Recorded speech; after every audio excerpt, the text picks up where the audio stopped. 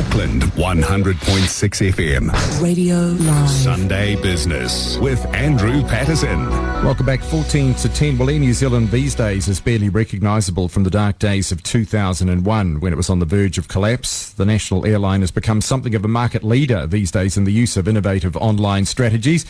And earlier in the week, I caught up with the airline's General Manager for Marketing, Steve Bayliss, and began by asking him how the Air New Zealand of today differed from the one he joined 5 years ago. Well, probably the most stark contrast for me is I remember when I started 5 years ago, if you went to a barbecue on the weekend and you said you worked for Air New Zealand, you were more likely to get coaching than anything else. And some of the stories weren't universal. I think today the conversation is, so what are you doing after nothing to hide?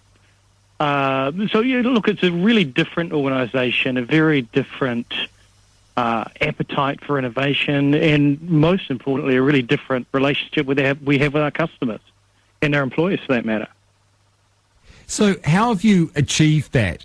What has been the difference? And clearly, obviously, technology has been a major part of that. But how have you gone about I guess almost re-engineering that whole relationship between yourself as the airline and the customer? Well, I think for me the most important thing that's changed in Air New Zealand has been the culture. And it's been about having a really clear understanding about what it is to be an Air New Zealander. And, it's interesting because you asked a customer question and I gave you a culture answer, and that for me is an organisation's culture, or the way it treats each other, is the same way it will treat its customers. I think they're indivisible. So it still amazes me when people kind of have separate value statements and statements about how they want to look after their customers. They're one and the same. So the cultural change has been a part of making Air New Zealand a terrific place to work, quite frankly, but also a critical part in making it clear how we want to treat our customers and the type of relationship we want to have with them. How would you describe that relationship, perhaps, or the nature of the interaction between the customer in New Zealand before and how it is today? What's different about that? Well, I think today certainly it's very open. I think the accessibility is key. We put out Cora Review. We're putting one out next week to 100,000 Gold Elite Cora members. And in the opening of that, I put in my personal email address and ask for feedback and get back to every single person personally who sends me a note to let me know about the things we're doing well or that we could improve on. And again, across the executive, there's a tremendous openness and genuine desire to want to listen, and wherever possible and practical, to act on that feedback. So these days, you're also, I assume, very acutely aware of the power that exists with the individual customer to make your life as the head of marketing very difficult, can't they? Oh, look, absolutely. I mean, it used to be if a customer had a problem that was poorly managed, they could tell some friends and colleagues and so forth, and that was damaging on any brand. Today it's not hard to find case studies of people who have managed to tell millions of friends through YouTube or through their blog. Certainly the power of an individual today to either spread tremendously good things about your organisation or to share their displeasure is incredible. And therefore, what sort of systems and how have you modified your approach in terms of dealing with that sort of feedback and the immediacy with which these sort of situations aren't allowed to be left to almost spiral out of control? Yeah, look, I think the most important thing any organisation can do, and particularly when you think about the online space, is even if you're not ready to participate in conversations with your customers, is to at minimum know what are the conversations that are occurring. So we have really robust systems in place, both to have a dialogue with our customers online, but as importantly to understand what we call our online ecosystem. which is where are those conversations that are occurring, what are the key words that are coming out, the key themes and tones, so that rather than being blindsided, we can respond in a sensible and proactive way.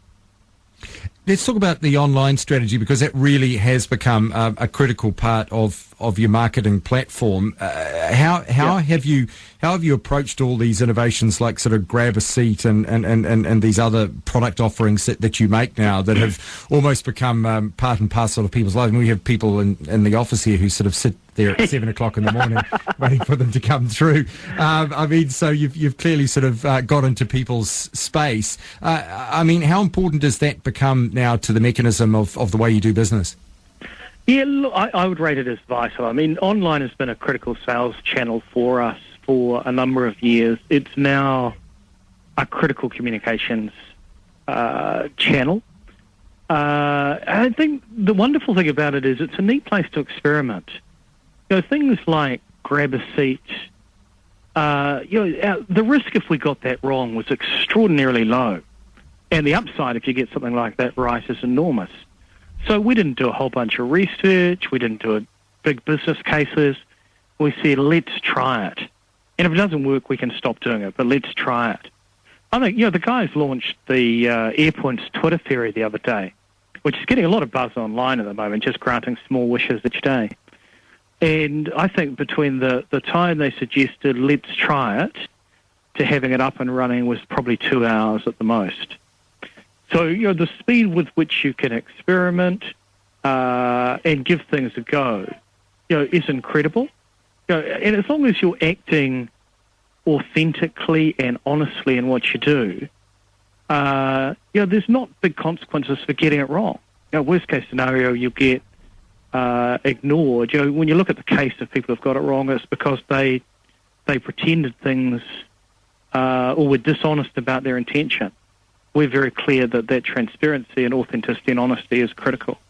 Do you think businesses perhaps are a little too fearful about being experimental? Well, look, whether it's fearful or, I'm not sure how it all works. That's up to individuals to kind of reflect on where they're at.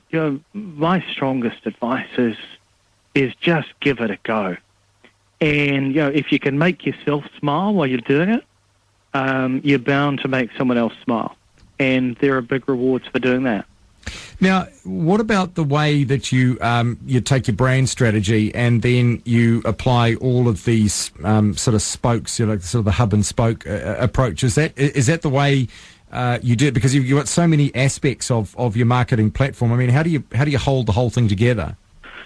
Well, I think there are two aspects. I think one of the parts to it is that we're very determined that the days of the big grand brand ad are over. We talk about lighting a lot of small fires and then watching for the fires that people decide to warm their hands beside and then throwing petrol on them. So you think about something like Nothing to Hide, which has been a global success. That started off as a print ad.